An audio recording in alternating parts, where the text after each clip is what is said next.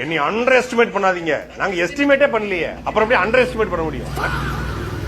நான் மக்களுக்காக நிக்கிறேன். என் மண்ணுக்கும் மக்களுக்கு ஒரு பிரச்சனை நிப்பேன். கரூர் நின்னீங்களா?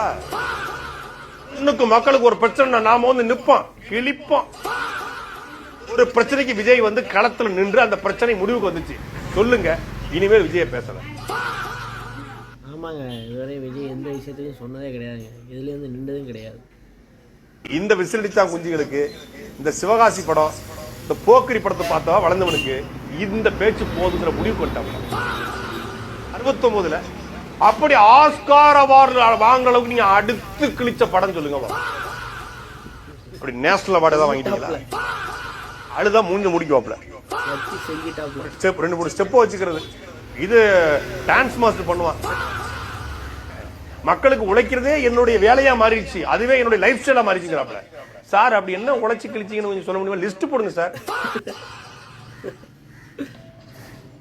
சரியான கேள்வி, தரமான கேள்விங்க. விஜய்க்கு வந்து விஜய் மேலே வைக்கிற ஒவ்வொரு கேள்வி, சாட்டை வைக்கிற கேள்வி அனைத்துமே தரமான கேள்வி. விஜய் தான் பதில் சொல்லணும். நீங்கள் என்ன நினைக்கிறீங்களா? கமெண்ட் செக்ஷனில் தெரிவிங்க.